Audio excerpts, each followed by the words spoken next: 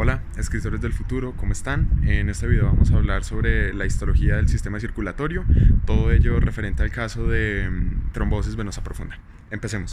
Antes de revisar las características histológicas de venas y arterias, es relevante que miremos las propiedades físicas que éstas tienen, para encontrar de alguna manera la correlación funcional y la lógica que existe en la presentación histológica que tienen cada uno de estos vasos. Entonces, las venas son vasos de alta capacitancia. Esto lo que quiere decir es que tienen una altísima capacidad de contener y almacenar volumen sin generar cambios en su presión, mientras que las arterias son vasos altamente elásticos. Esto lo que quiere decir es que tienen la posibilidad de cambiar su forma al ser sometidos a una presión elevada y al esta presión ser retirada retornar a su forma original. Como lo vemos descrito en el gráfico, las arterias al someterse a incrementos en la volemia muy leves tienen un incremento en la presión demasiado grande, en tanto que las venas pueden almacenar hasta 3 litros de volumen sanguíneo sin que esto genere cambios lo suficientemente significativos en su presión. Bien, estas generalidades es importante tenerlas en cuenta, ya que la función que tienen específicamente tanto arterias como venas va muy correlacionada con la estructura microscópica que ellas tienen. Veámoslo. Así que en la composición o en los elementos principales que podemos destacar en las arterias y las venas encontramos tres estructuras principalmente: la túnica íntima, la túnica media y la túnica adventicia. La túnica íntima normalmente corresponde al endotelio vascular, que es un epitelio simple plano. Tiene obviamente sus variaciones entre los distintos calibres de vaso y obviamente entre arterias y venas, como ya lo veremos.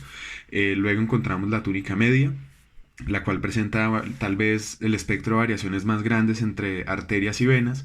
Y finalmente la túnica adventicia, que normalmente corresponde a tejido conectivo denso y regular, pero pues este variará en la cantidad que existe según sea el tipo de vaso del que estemos hablando.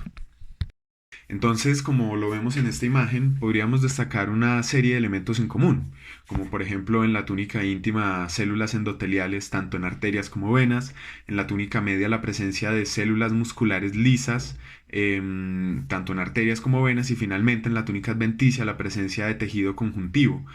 Sin embargo, es importante recalcar que a pesar de estos elementos existir y tenerse en común, tanto en arterias como venas, la cantidad o la frecuencia con la que aparecen va variando mucho según sea el tipo de vaso al que nos estemos refiriendo. Por ejemplo, en la siguiente tabla encontramos los subtipos de arterias existentes. Primero encontramos las arterias de gran calibre o arterias elásticas que se asocian a una función conductora del volumen sanguíneo. Seguidas de estas encontramos las arterias de mediano calibre o arterias musculares. Finalmente encontramos las arterias de pequeño calibre o las arteriolas. Dependiendo de la bibliografía que consultemos, podremos ver que estas dos últimas están en un mismo grupo o no.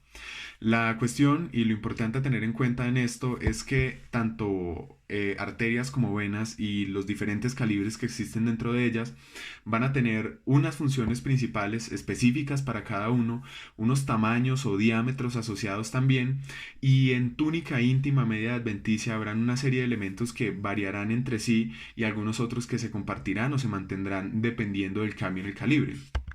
Para el caso de las venas aplica lo mismo. Encontramos primero las vénulas, normalmente denominadas vénulas poscapilares o colectoras. Encontramos también las venas de pequeño calibre, las venas de mediano calibre y las venas de gran calibre. Misma situación, hay una serie de funciones asociadas, unos diámetros y unas características específicas para cada una de las túnicas. Y finalmente, correlacionando un poco la información de las tablas con las siguientes imágenes, veremos los elementos más característicos tanto de venas como arterias. Entonces, primeramente tenemos la imagen de una vena de gran calibre, en este caso corresponde a la vena brachiocefálica, y encontraremos en esta vena señalado con color morado su túnica íntima, un endotelio y tejido conectivo. Seguido de esta túnica íntima, la túnica media, la cual corresponderá a una capa de células musculares lisas no muy prominentes, o al menos no tanto como lo será en una arteria. Y finalmente nos encontramos señalado en color azul la túnica adventicia, que corresponderá a una capa de tejido conectivo denso y regular, fibras de colágeno y músculo liso.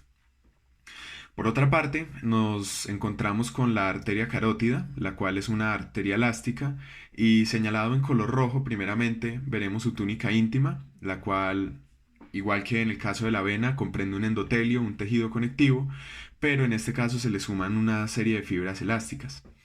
Seguido de esto y señalado en color café encontramos su túnica media, la cual comprenderá, al menos en el caso de esta arteria elástica, un grupo de fibras elásticas y de células musculares lisas. Y finalmente en la túnica adventicia señalada de color amarillo encontraremos tejido conectivo denso y irregular.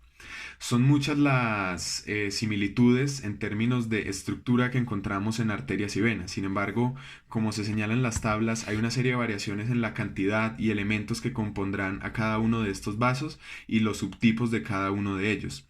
Siempre todo esto asociado a la función que tienen. Sin embargo, como último elemento a destacar, podríamos tener en cuenta que, como lo veíamos en un principio en las tablas, independientemente de hablar del sistema venoso o el sistema arterial, e independientemente de los calibres que encontremos, será típico siempre localizar en estos sistemas la presencia de células musculares lisas.